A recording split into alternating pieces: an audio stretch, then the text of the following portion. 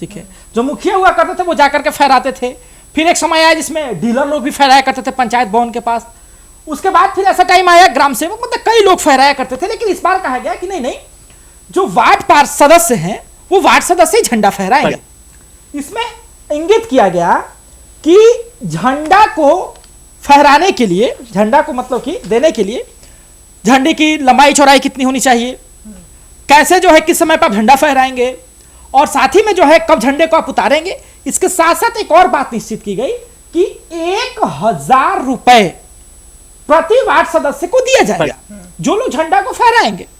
जबकि वार्ड सदस्यों का और वार्ड सदस्य संघ के जो अध्यक्ष है गणेश चौधरी, उन्होंने स्पष्ट तरीके से आरोप लगाया है कि ये 1000 रुपया वार्ड सदस्यों के पास नहीं पहुंचा।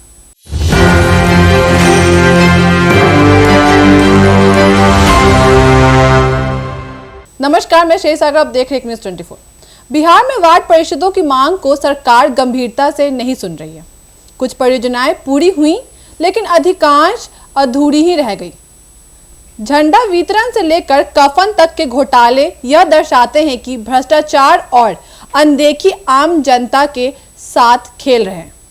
ऐसे में बिहार की असली उन्नति कैसे संभव है जब योजनाओं का लाभ लोगों तक नहीं पहुंचता और भ्रष्टाचार बढ़ता है तो विकास सिर्फ कागजों में ही सीमित रह जाता है। आज हम इसी मुद्दे पर बात करेंगे हमारे सहयोगी साहिल जी से। तो साहिल जी, ये जो मुद्दा है भ्रष्टाचार का, कफन पर भी भ्रष्टाचार हो रहा है, मतलब आप समझ रहे हैं कि किस आपने जब जिक्र किया कफन घोटाले की बात आपने कही, तो एक बात समझ लीजिए कि देखिए मेरे पास ये प्रोवाइड करवाया गया है। इस पत्र को आप ध्यान से देखेंगे, सब लोग, सारी जनता भी देखेगी इस पत्र को ध्यान से। देखिए इस पत्र में इंगित किया गया है कि जितने भी वार्ड सदस्य हैं एक पंचायत में, जितने भी वार्ड सदस्य हैं, जितने भी जल अनुरक्षक हैं, उन सभी लोग, जैसे कि मान लो पानी टंकी है, पानी टंकी के पास जो तिरंगा लहराया जाएगा, जैसे कि मान लो कि वार्ड पार्षद हैं तो पानी टंकी के पास जो तिरंगा लहराएंगे, तो पहले क्या था कि मुखिया जी फहराते थे, ठीक है। जो मुखिया हुआ करते थे वो जाकर के फहराते थे। फिर एक समय आया जिसमें डीलर लोग भी फहराया करते थे पंचायत भवन के पास। उसके बाद फिर ऐसा टाइम आया ग्राम सेवक मतलब कई लोग फहराया करते थे, लेकिन इस बार कहा गया कि नहीं नहीं, जो वार्ड पार्षद सदस्य हैं वो वार्ड सदस्य ही झंडा फहराएंगे। इसमें इंगित किया गया कि झंडा को फहराने के लिए, झंडा को मतलब कि देने के लिए झंडे की लंबाई चौड़ाई कितनी होनी चाहिए, कैसे जो है किस समय पर आप झंडा फहराएंगे, और साथ ही में जो है कब झंडे को आप उतारेंगे। इसके साथ साथ एक और बात निश्चित की गई कि 1000 रुपए प्रति वार्ड सदस्य को दिया जाएगा जो लोग झंडा को फहराएंगे। जबकि वार्ड सदस्यों का और वार्ड सदस्य संघ के जो अध्यक्ष है गणेश चौधरी, उन्होंने स्पष्ट तरीके से आरोप लगाया है कि ये 1000 रुपया वार्ड सदस्यों के पास नहीं पहुंचा। देखिए ये हमारा वक्तव्य नहीं है, ये हमारा बयान नहीं है, बकायदा ये रिकॉर्डेड बयान है हमारे पास, जो कि वार्ड पार्षद संघ, वार्ड सदस्य संघ के अध्यक्ष गणेश चौधरी जी ने कहा है। तो आप इस बात को समझ लीजिए, इस गंभीरता को देखिए ना, भ्रष्टाचार का लेवल कितना बड़ा है कि झंडे के पैसे लोगों तक नहीं पहुंच पा रहे जी। एक समय भारत के पूर्व प्रधानमंत्री और आतंकवाद के खिलाफ शेर जैसा सीना तान कर खड़ा लड़ता रहा भारत का वो वीर सपूत राजीव गांधी जी, जो कि आतंकवाद का शिकार हो गए, बम ब्लास्ट में उनकी मृत्यु हो गई। उन्होंने कहा था, लाल किले से कहा था कि मित्रों अगर 100 रुपया मैं भेजता हूं जनता को तो नीचे जाते जाते 1 रुपए की हो जाता है, समझे। इसी को लेकर के जो है अटल बिहारी वाजपेयी भी उस समय मौजूद थे। उन्होंने कहा कि आप बता सकते हैं क्या कि पैसे 100 रुपए से 1 रुपया कैसे हो जाते हैं। उन्होंने कहा कि जैसे जैसे अफसरों के पास जाता है तो पैसा घिस जाता है। बिल्कुल। इसका मतलब उन्होंने स्पष्ट कहा कि भ्रष्टाचार का लेवल देखिए। आज तो भ्रष्टाचार का लेवल, यदि ये बात सही है, सरकार बहुत विषमता की बात है, ये बहुत खराब बात है कि झंडा के पैसा कोई गपक ले रहा है भैया। तो साहिल जी कोई नई बात नहीं है, यहाँ तो हमेशा ऐसे ही होता आया है। बिहार में हर एक चीज के पैसे को तो लोग निगल ही लेते हैं। भ्रष्टाचार का एक लेवल होता है। हमारे देश की शान है हमारी तिरंगा।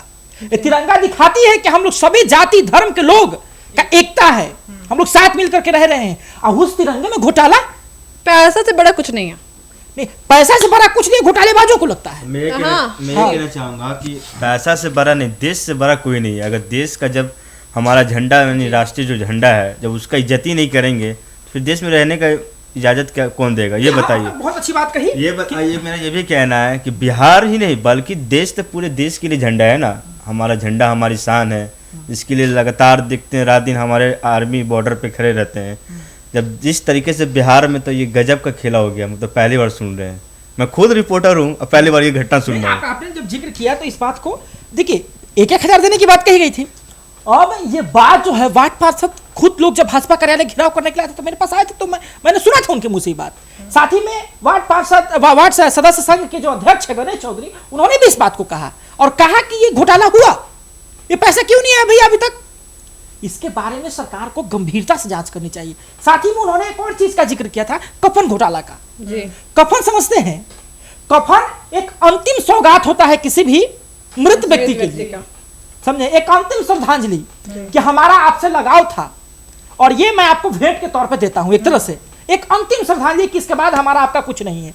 उस कफन में घोटाला, उस कफन में घोटाला, बताइए घोटाला की नीचता कहां तक चली गई है, घोटाला की नीचता कहां तक चली गई है कि झंडे के पैसे में घोटाला हो जा रहा है, कफन में घोटाला हो जा रहा है। ऐसी ऐसी खबरें आती हैं, बिहार हो चाहे इंडिया हो, कि लोग मरे हुए इंसान को भी बेच देते हैं। तो ये तो आप कफन घोटाला का जो बात कर रहे हैं, तो लोगों ने इंसानियत तो बहुत पहले ही बेच दिया, ये कोई नई बात नहीं है। सवाल ये है कि आपने इंसान को नहीं, आपने अपनी इंसानियत को बेचा, आपने अपनी जमीर को बेच दिया है। जीवन में पैसा कमाना, बुलंदी बनाना, लोगों को कहा जाता है ना, एकदम स्पष्ट बात है कि आदमी रहता एक ही कमरा में है, लेकिन सुकून इस बात का कि पूरा मकान मेरा है, अहंकार इस बात का कि पूरा एरिया में 5 जगह हमको जमीन है, जबकि रहेगा एक समय में एक ही जगह पे। आज तक कोई जानवर भूखा मरा है क्या जंगल में? बहुत कम। कोई जानवर बीमारी से मरता है, कोई मौसम के प्रभाव से मरता है, लेकिन भूखा बहुत कम मरता है। वो कमाता नहीं है जानवर, ना वो भ्रष्टाचार करता है ना वो कमाता है, लेकिन फिर भी भूखा नहीं मरता। लेकिन पता है मेरा जो है, मैं अंदर से तभी टूट गया था जब 1 लाख रुपए वेतन वाले लोगों को 9,000 महीना कमाने वाले लोगों से घूस लेते हुए सुना। मैंने सुना कि जो रिक्शा चलाते हैं उनसे घूस लिया जाता है ब्लॉक स्तर पर। मैंने सुना कि जो लोग सड़कों पर काम करते हैं, सब्जी बेचते हैं, नगर निगम में काम करते हैं, उससे बड़े पदाधिकारी घूस लेते हैं। तो बताइए, तो जमीन ही खत्म हो गई है। बिल्कुल। मैं ये भी कहना चाहूँगा कि बिहार में अभी डबल इंजन की सरकार है। सरकार कहती है कि भ्रष्टाचार पे हमारा कंट्रोल है, बिहार भ्रष्टाचार मुक्त है। जिस तरीके से आप ये बाबर कह रहे तिरंगे को हो गए, कफन को हो गए, ताकि सरकार ही पे जाएगी ना, सरकार भी उनकी है, बिहार में डबल इंजन की सरकार है और सारा वार्ड उनकी के चुने गए, जनता के चुने गए हैं, वार्ड सदस्य भी उन्हीं की कमेटी से एनडीए की सरकार की तरफ से आए हुए हैं, मेयर भी उन्हीं के हैं, सीता साहू। तो बताइए, इस जो पूरी घटना है ये तो ऊपर से आई होगी, आखिर कहीं ना कहीं किसी का तो हाथ होगा। मैं ये तो नहीं बता सकता हूँ किसी का हाथ होगा, पर हाँ जरूर किसी बड़े पार्टी लेवल का ये मामला है। आप तो साहिल जी, आपको नहीं लगता कि ये जो भ्रष्टाचार है वो आने वाले चुनाव पे एनडीए के लिए भी ये काफी हानिकारक साबित होगा? बहुत। देखिए, आप एक बात को समझ लीजिए कि शहरी क्षेत्रों का विकास ही पूरे बिहार का विकास नहीं है। आप पटना को चकाचक बना दीजिएगा तो पूरा बिहार का विकास संभव है क्या? नहीं। समाज के किसी एक व्यक्ति को एसी में बिठाया जाए तो क्या वो अकेले समाज का विकास कर पाएगा, जबकि बाकी लोग धूप में घूम रहे हो? शहरी क्षेत्रों का विकास के साथ साथ यदि बिहार का विकास करना है तो ग्रामीण क्षेत्रों को विकास करना है। एक बात समझ लीजिए कि विकास की जितनी योजनाएं आती है ना, उसको अगर कोई जमीनी स्तर पर उतारने का काम करता है तो वो वार्ड पार्षद लोग होते हैं, समझे? स्पष्ट तरीके से आपको जब जरूरत पड़ता है आप वार्ड पार्षद को खबर करते हैं, सैकड़ों की संख्या में लोग को लेकर पहुंचता है ना। कोई जैसे मान लीजिए कि आप तो मंत्री हैं, क्या आप प्रशासन है, बहुत तरह की चीजें हैं, वार्ड पार्षद उस गांव में रहता है, उस वार्ड में रहता है, सबसे पहले जरूरतों में लोग वहां पे पहुंचता है, उसके पास योजनाओं की कमी रहेगी। इनका ये भी आरोप है कि योजनाओं को जो है, सबसे पहले अगर ये आपने भ्रष्टाचार की बात की तो गांव घर में जो अभी सरकार देता है इंदिरा वार्ड वाले पैसे, तो उसमें भी वहां पे दलाल होते हैं जो लोग कहते हैं कि हम आपको ये पैसा दिला देंगे, पर बदले में उनको पैसा चाहिए होता है। बिल्कुल कमीशन स्पष्ट। देखिए, इस बात का प्रत्यक्ष हमारे पास सबूत तो नहीं है, लेकिन आप ये बात समझ लीजिए कि ये कहता है ना कि एक भूत, बहुत लोग इस बात से जिसके बारे में लोग मानते हैं लेकिन भरोसा नहीं करते हैं, तो उसी प्रकार से विभाग में भी एक भूत होता है, ठीक है, जो कि कहां के पैसा कब कहां से उड़ा लेता है, कैसे गपक लेता है। और भ्रष्टाचार, आपने कहा आप जमीनी स्तर पे जाइए, समझे, अब गांव में जाइए, यही बात आप सुनेगा। आपने बहुत अच्छी बात कही, यही बात आपको सुनने को मिलेगा। इन सब चीजों में घोटाला है, भ्रष्टाचार है, स्पष्ट तरीके से। नल जल योजना को लेकर बहुत सारी मुद्दा उठी थी, जिसमें देखिए सबसे बड़ी बात है, आपने नल जल योजना वाली बात कही, तो जो नल जल अनुरक्षक थे, जिन्होंने जमीन दी, जिनके में पानी टंकी लगा, उनको 1000, 15,000, 10,000 वेतन दीजिएगा ना भैया। वो जमीन दिए हुए हैं, उसके भाड़ा दिए हैं, सादे भी टिप टाप पानी करते हैं, उसे कुछ करिएगा ना। यही तो इन लोगों की मांग थी, 4-5 को मांग थी कि भाई 500 रुपया को जी आप देते हैं वार्ड सदस्य को, अरे कम से कम 1200 रुपया दीजिए और सब तरह की चीज देखिए। साथ ही में इन लोगों की मांग थी कि हमारा भी स्वास्थ्य वगैरह का ख्याल रखा जाए। साथ ही में हम लोगों का भी अगर किसी सदस्य का मृत्यु हो जाता है तो उसको लेकर के हम लोग को बीमा के तहत कुछ पैसे दिए जाए, मुआवजा दिया जाए। कई तरह की मांगे थी, 9 कुल मांगे थी, जिसमें से 5 मांगे मान ली गई है और 4 मांग अभी विलंबित है। 4 मांगों को लेकर के लोग संघर्ष कर रहे क्या हैं। लगता है चुनाव के पहले बात मानी जाएगी? क्योंकि चुनाव बात आप समझ लीजिए कि तकरीबन 1 से 1.5 लाख के बीच में वार्ड सदस्य हैं पूरे बिहार में, और यही वार्ड सदस्य एमएलसी को और एमएलए को चुन चुन कर भेजते हैं।